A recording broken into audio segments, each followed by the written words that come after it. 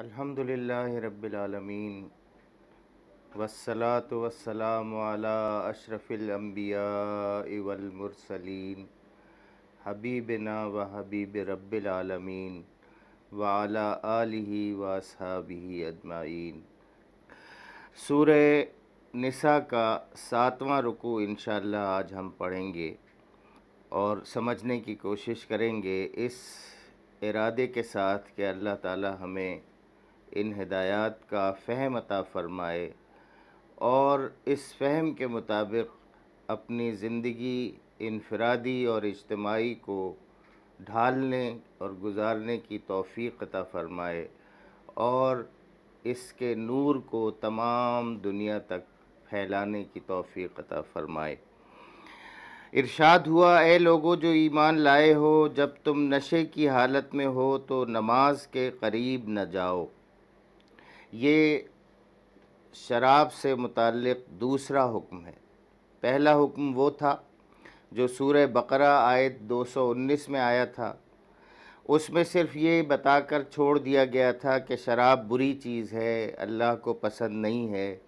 چنانچہ بہت سے مسلمانوں نے شراب سے پرہیز کر لیا، شراب پینا چھوڑ دی، لیکن بہرحال بہت سے لوگ بدستور اسے استعمال کرتے رہے، لیکن انہوں نے اپنا شیڈیول اس طرح کا کر لیا کہ نماز کے وقت وہ اس برائی کے اثر سے چھٹکارا پا لیں، نماز کے اوقات میں وہ بالکل صاف ذہن کے ساتھ جائیں، اس لیے کہ شراب پینے سے بعض اوقات انسان کا دماغ اس حد تک معوف ہو جاتا ہے کہ اس کو یہ نہیں معلوم کہ وہ کیا کہہ رہا ہے اور کیا کر رہا ہے، اس سے غافل ہو جاتا ہے۔ تو اس غفلت کی حالت میں منع کر دیا گیا نماز پڑھنے کے لیے۔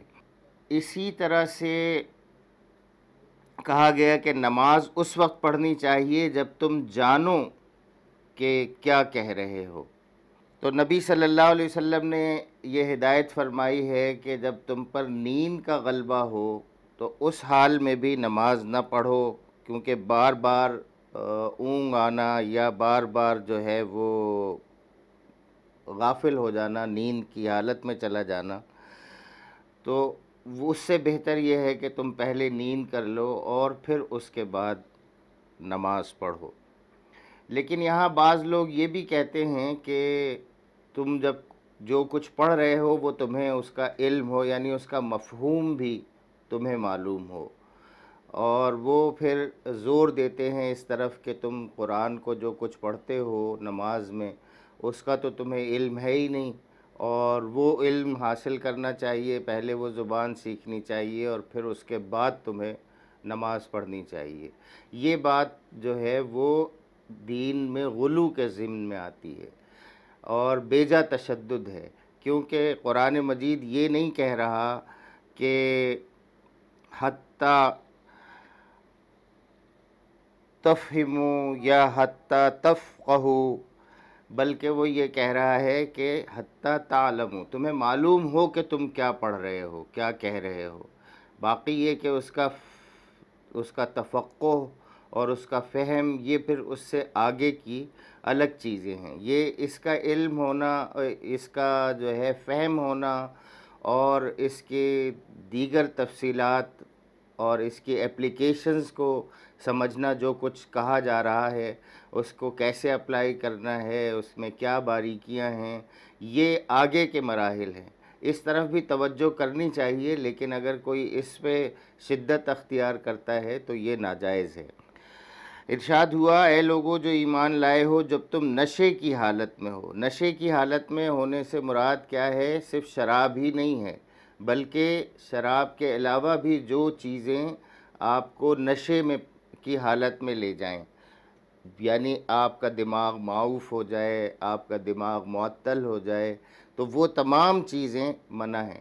اور آگے چل کے تو سورہ مائدہ میں ذکر آئے گا، پھر اس کے بعد حرام ہی ہو گئی، لیکن یہ بہرحال اس تدریج اور ترتیب کو اگر ذہن میں رکھیں کہ اس سے پہلے سورہ بقرہ میں اس کی ناپسندیدگی ظاہر کی گئی تھی، اب ان لوگوں کو کہا گیا کہ اپنے اوقات ایسے رکھیں کہ نماز کے وقت آپ اس کے اثر سے پاک ہوں، اور پھر آگے اگلے مرحلے پہ جا کے اس کو بالکل ہی حرام قرار دے دیا گیا۔ لیکن یہاں یہ بات ذہن میں رہے کہ اگر نشے کی حالت میں ہے اور خدا نخواستہ نماز بھی پڑھ رہا ہے تو یہ تو دوہرا گناہ ہو جائے گا، تو یہ بات ذہن میں رہے۔ آگے ارشاد ہوا کہ اسی طرح جنابت کی حالت میں بھی نماز کے قریب نہ جاؤ جب تک کہ غسل نہ کر لو، الا یہ کہ راستے سے گزرتے ہو۔ جنابت کیا ہے؟ جنابت دراصل اس کا لغوی معنی تو ہے دوری کے اور بیگانگی کے، اور اسی لفظ سے اجنبی نکلا ہے۔ اصطلاح شرع میں جنابت کا مطلب وہ نجاست ہے، وہ ناپاکی ہے جو قضائے شہوت سے ہوتی ہے یا خواب میں کسی ناپاکی کے اخراج سے ہو جاتی ہے، کیونکہ اس کی وجہ سے آدمی پاکیزگی اور طہارت سے دور ہو جاتا ہے، بیگانہ ہو جاتا ہے، اجنبی ہو جاتا ہے۔ جنابت کی حالت میں مسجد نہ جانا چاہیے، یہاں الا یہ کہ کسی کام کے لیے مسجد سے گزرنا ہی بہت ضروری ہو جائے۔ اگر آدمی حالت سفر میں ہو اور جنابت لاحق ہو جائے تو تیمم کیا جا سکتا ہے۔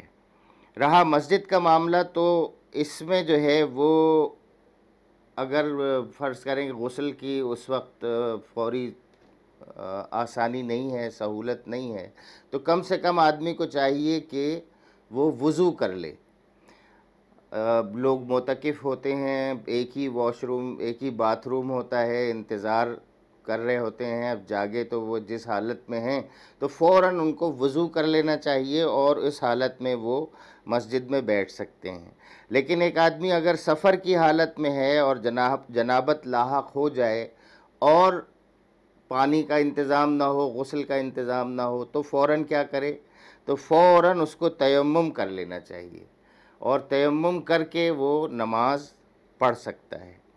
آگے ارشاد ہوا، اور اگر کبھی ایسا ہو کہ تم بیمار ہو یا سفر میں ہو یا تم میں سے کوئی شخص رفع حاجت کر کے آئے یا تم نے عورتوں سے لمس کیا ہو اور پھر پانی نہ ملے، تو پاک مٹی سے کام لو اور اس سے اپنے چہروں اور ہاتھوں پر مسح کر لو، بے شک اللہ نرمی سے کام لینے والا اور بخشش فرمانے والا ہے۔ یہ بات ذہن میں رہے کہ معاملہ کس کے ساتھ ہے؟ معاملہ انسانوں کے ساتھ نہیں ہے، معاملہ اللہ تبارک و تعالیٰ کے ساتھ ہے، اور آپ جانتے ہیں اور کوئی اور بھی نہیں جانتا۔ ضروری نہیں ہے کہ کوئی اور بھی جانتا ہو، تو آپ جو کچھ جانتے ہیں اللہ تبارک و تعالیٰ اس بات کو جانتا ہے، اور آپ کے ساتھ جو مسائل آپ کے سامنے پیش ہو گئے ہیں ان کو بھی اللہ تعالیٰ جانتا ہے، اور اللہ تعالیٰ نرمی کرنا چاہتا ہے، آپ کے ساتھ نرمی کرتا ہے۔ تو جو کچھ بتایا جا رہا ہے اس کو سمجھیں۔ یہاں پہ ایک بات بتائی گئی ہے کہ او لامستم النساء، اگر تم نے چھوا ہو، یہاں لمس سے مراد چھوا ہوتا ہے، لیکن اس میں فقہا کے درمیان یہ اختلاف ہے کہ لمس کا کیا مطلب ہے۔ حضرت علی اس سے مراد یہ لیتے ہیں کہ اس سے مراد مباشرت ہے، اور اسی رائے کو امام ابو حنیفہ اور ان کے اصحاب بھی اختیار کرتے ہیں۔ بخلاف اس کے حضرت عبداللہ ابن مسعود اور حضرت عبداللہ ابن عمر کی رائے، اور بعض روایات سے معلوم ہوتا ہے کہ حضرت عمر ابن خطاب کی بھی رائے یہی ہے کہ اس سے مراد چھونا ہے، ہاتھ لگانا ہے، اور اسی رائے کو امام شافعی نے اختیار کیا ہے۔ بعض ائمہ نے بیچ کا مسلک بھی اختیار کیا ہے، مثلا امام مالک کی رائے یہ ہے کہ اگر عورت یا مرد ایک دوسرے کو جذبات شہوانی کے ساتھ ہاتھ لگائیں تو ان کا وضو ساقط ہو جائے گا اور نماز کے لیے انہیں نیا وضو کرنا ہوگا، لیکن اگر جذبات شہوانی کے بغیر ایک کا جسم دوسرے سے مس ہو جائے تو اس میں کوئی مذائقہ نہیں۔ اب یہ اس وضاحت کے بعد اگر اتنی سادہ سی وضاحت ہے، آدمی خود فیصلہ کر لے کہ اس وقت اس کی جذباتی کیفیت کیا ہے۔ اس جذباتی کیفیت کے حساب سے اپنا فیصلہ کر لے کہ وہ وضو سے ہے اب یا نہیں، اسے وضو تازہ کر لینا چاہیے یا نہیں۔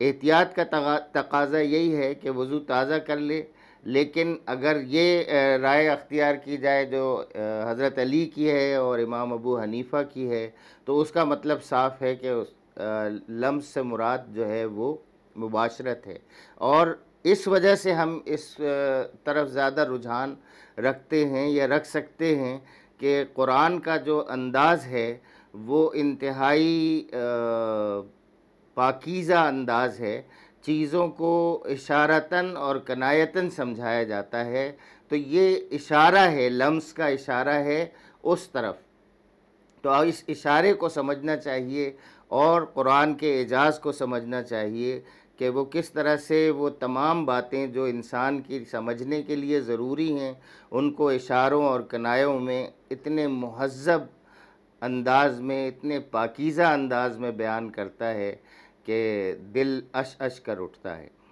آگے ارشاد ہوا، تم نے ان لوگوں کو بھی دیکھا جنہیں کتاب کے علم کا کچھ حصہ دیا گیا ہے۔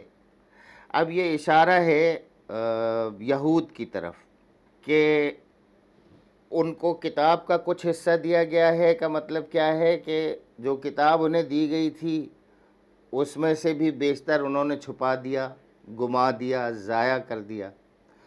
کچھ کو انہوں نے اپنی تاویلات کے ذریعے سے بگاڑ دیا، اس کے مفہوم کو بگاڑ دیا، اور اب جو بچا ہے اس میں کچھ تھوڑا سا حصہ ہے جو ابھی بھی درست حالت میں موجود ہے۔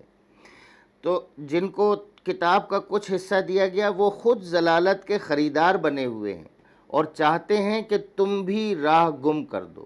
یہ ہے ان کا اس وقت کا طرز عمل جو قرآن بتا رہا ہے کہ اہل کتاب میں سے جن کو کتاب دی گئی ہے ان کا حال یہ ہے کہ وہ خود گمراہی کے خریدار بنے ہوئے ہیں، اور چاہتے یہ ہیں کہ وہ مسلمانوں کو، اہل ایمان کو بھی اسی گمراہی میں مبتلا کر دیں۔ اب یہ کیا ہے وہ گمراہی؟ وہ یہی ہے کتاب کو بدل دینے کی، کتاب کو بھلا دینے کی، کتاب کی ایسی تعویلات کرنے کی کہ اس کا اصل مدعا ہی خبت ہو کے رہ جائے۔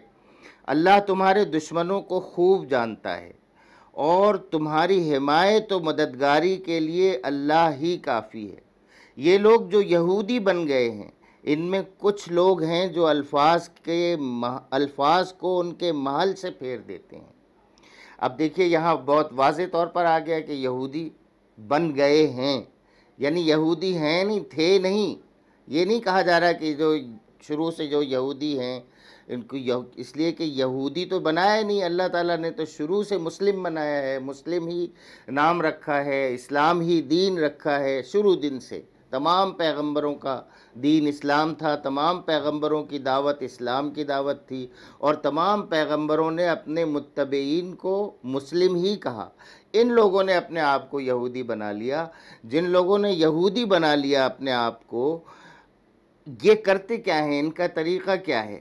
اب اس کو اس سے ضرور دیکھیے گا کہ الفاظ پہلے وہاں جنہیں کچھ حصہ دیا گیا اس حوالے سے کہ مسلمانوں کو بھی اس میں محتاط رہنا چاہیے کہ وہ اپنی کتاب کے ساتھ وہ حشر نہ کر دیں جو ان لوگوں نے کیا تھا، اور آگے بتایا جا رہا ہے کہ ان کا طریقہ کیا ہے۔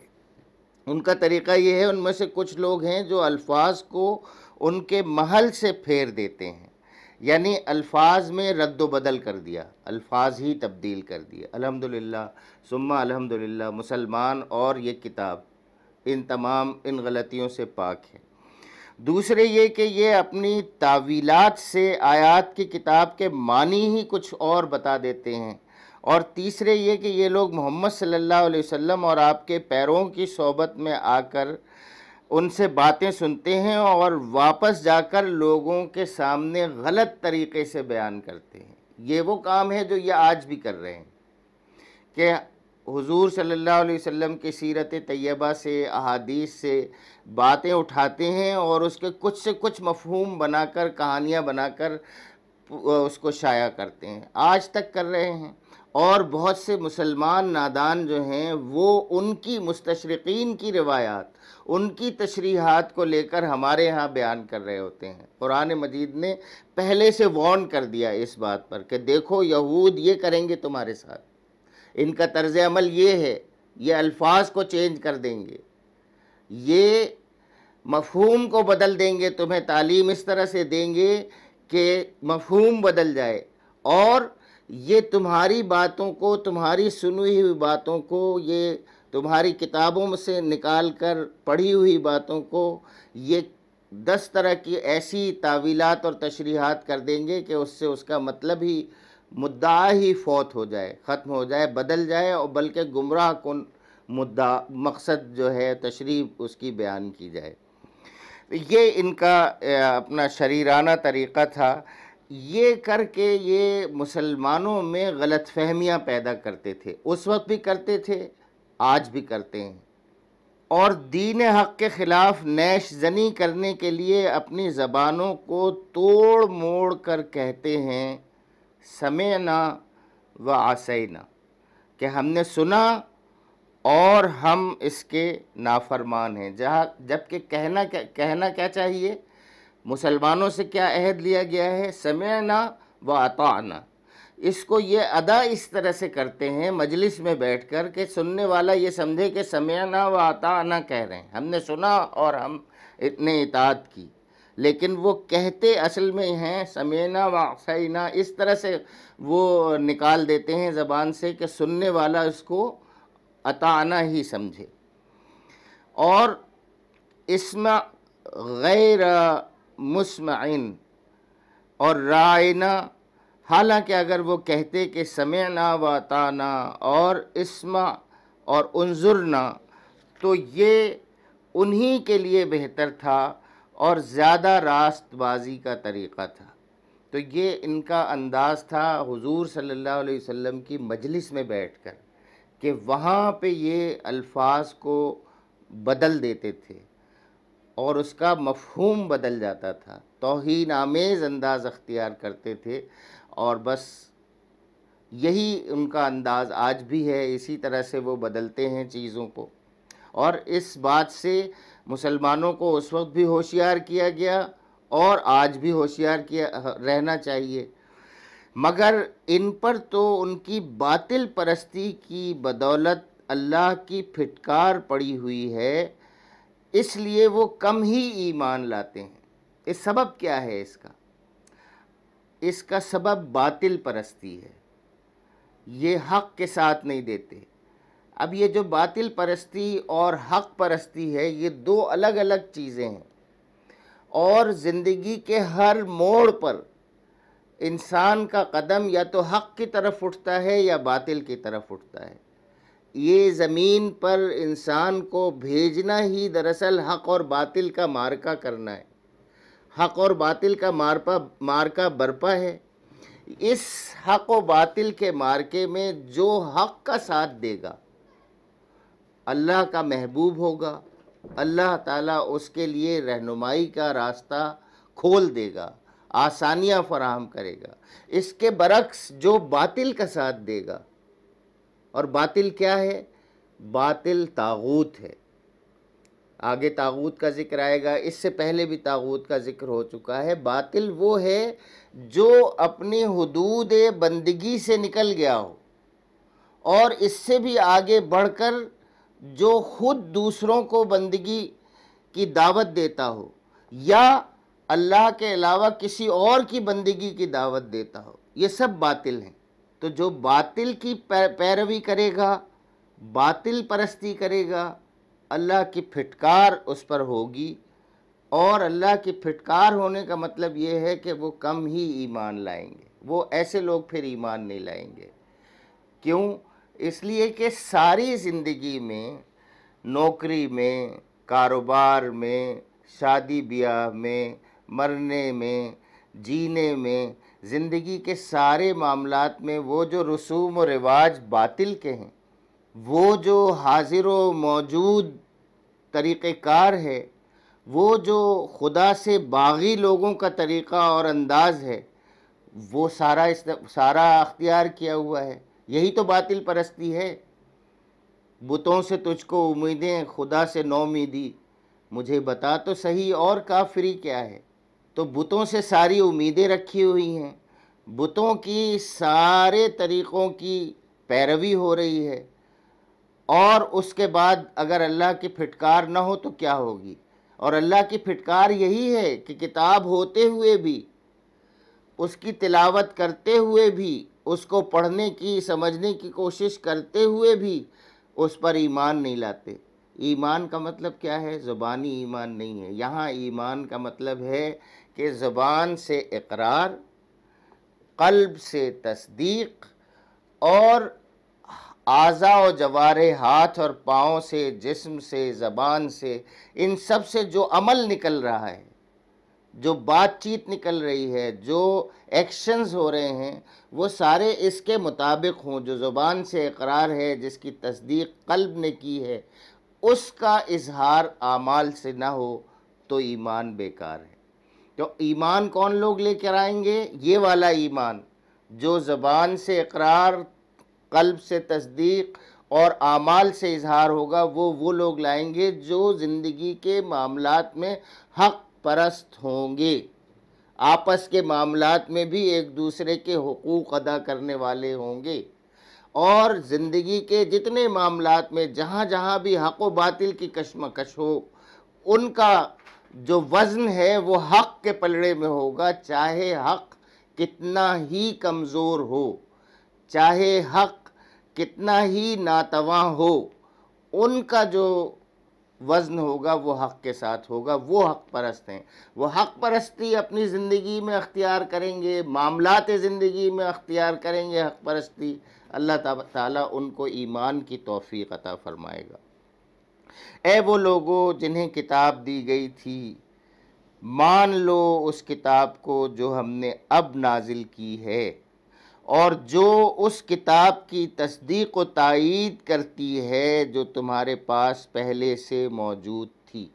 یہ بات پہلے بھی کہی جا چکی ہے، سورہ بقرہ میں واضح طور پر کہی جا چکی ہے کہ اہل کتاب کے لیے اب جو درست راہ عمل ہے، اب جو درست طریقہ ہے، اب جو اپنے رب کو راضی کرنے کا راستہ ہے، وہ صرف یہی ہے کہ یہ اس کتاب کی تصدیق کریں، کیونکہ یہ کتاب تمہاری ہی کتاب کی، وہ جو تھوڑی بہت بھی موجود ہے، جس کا تھوڑا علم تمہارے پاس اس وقت موجود ہے، یہ اس کی بھی تصدیق و تائید کرتی ہے۔ تو اب جو نازل کی گئی ہے کتاب، اس پر ایمان لے آؤ، مان لو اس کتاب کو، کیونکہ یہ تمہارے پاس جو پہلے سے موجود کتاب ہے، اس میں جو کچھ تھوڑا بہت حق ہے، یہ اس کی تائید کرتی ہے۔ اس پر ایمان لے آؤ قبل اس کے کہ چہرے بگاڑ دیے جائیں، چہرے بگاڑ کر پیچھے پھیر دیے جائیں، یا ان کو اسی طرح لعنت زدہ کر دیں جس طرح سبت والوں کے ساتھ ہم نے کیا تھا۔ اب یہ سبت والے کون تھے؟ یہ ہفتے کے دن کے نافرمان تھے۔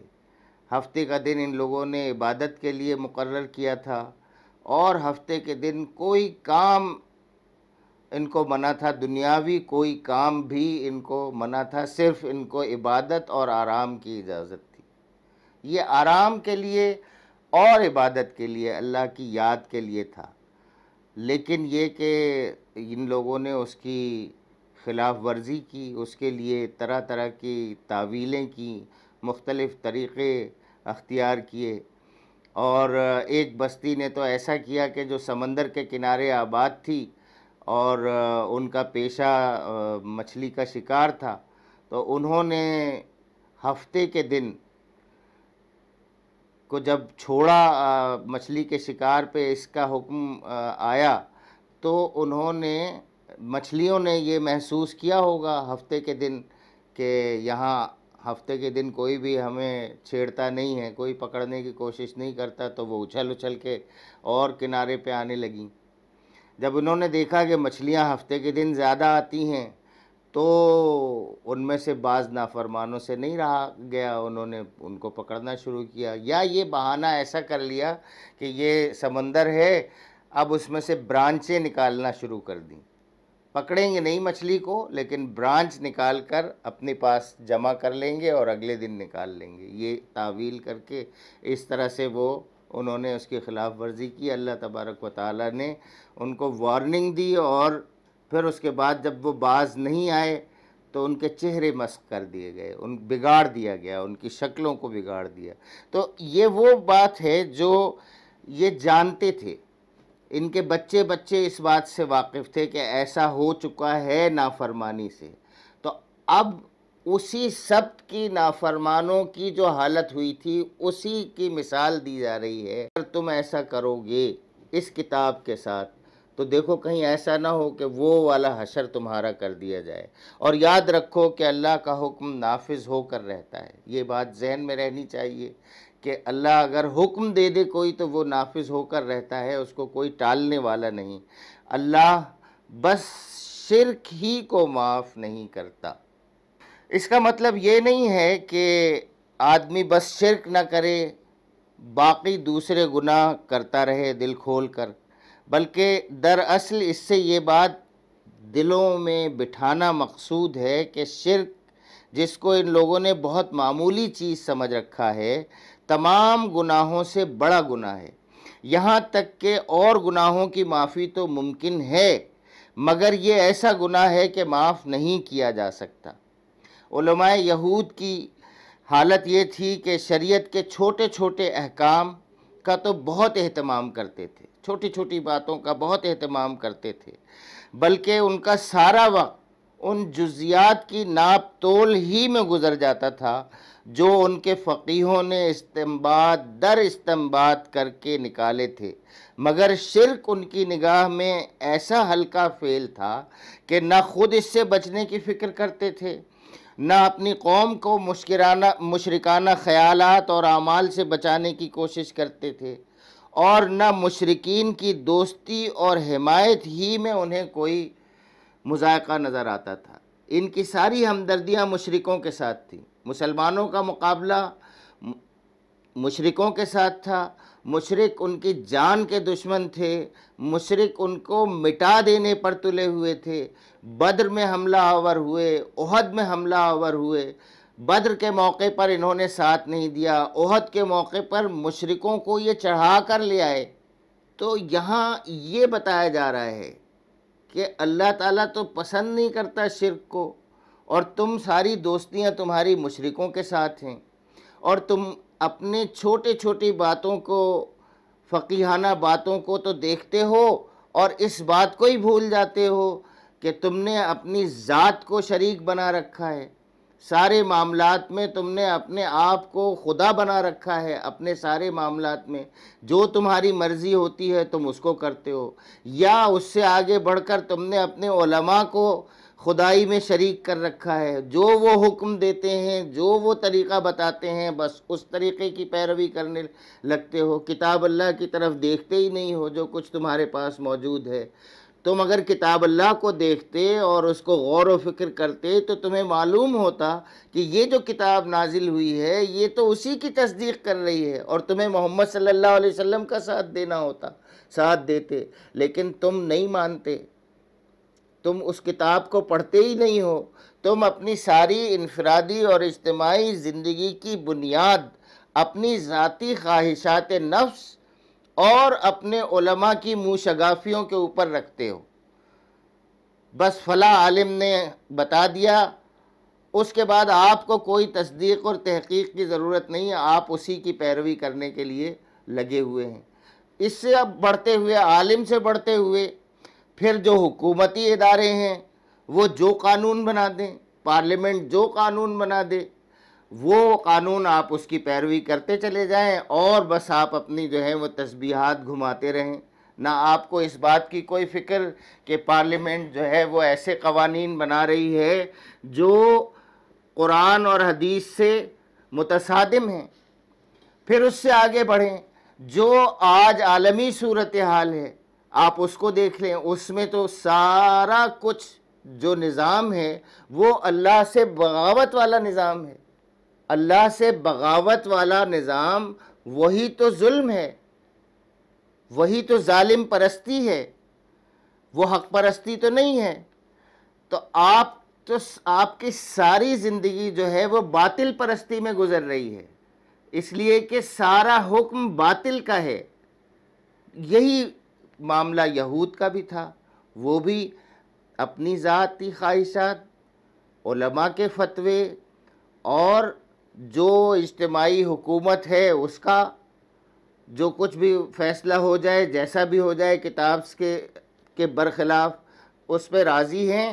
چند ظاہری رسومات جو انہوں نے کر رکھی ہیں، جو ان کے فقہا نے بتا رکھی ہیں، چند اوراد، چند وظیفے اور چند اپنی ظاہری اٹھنے بیٹھنے کی کچھ رسومات، شادی بیاہ کی کچھ رسومات، مرنے جینے کی کچھ رسومات وہ بتا رکھی ہیں، بس اس کو سمجھ رکھا ہے کہ یہی سارا دین ہے۔ بھائی ان میں سے چیزیں تو بہت ساری اگر چھوٹی موٹی اونچ نیچ بھی ہو جائے، غلط ہو جائے تو اس کو اللہ تعالیٰ معاف کر دے گا، لیکن شرک کو معاف کیا جا سکتا ہے؟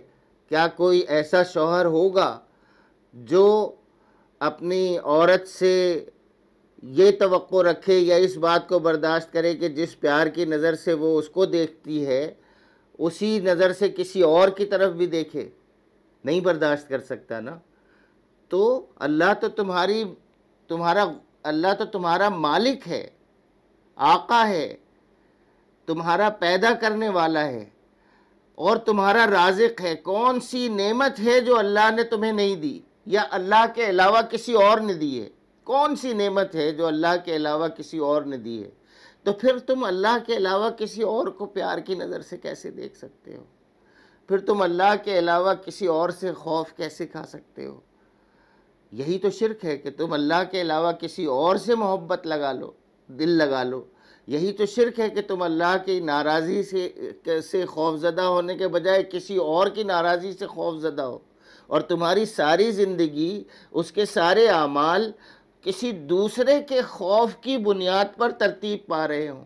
اب جس وجہ سے بھی ترتیب پا رہے ہوں تو یہ باطل پرستی ہے، یہی شرک ہے، اسی کو اللہ تعالیٰ معاف نہیں کرے گا۔ باقی چھوٹی موٹی چیزیں اونچ نیچ جو ہے ان کو تو اللہ تعالیٰ معاف کر سکتا ہے۔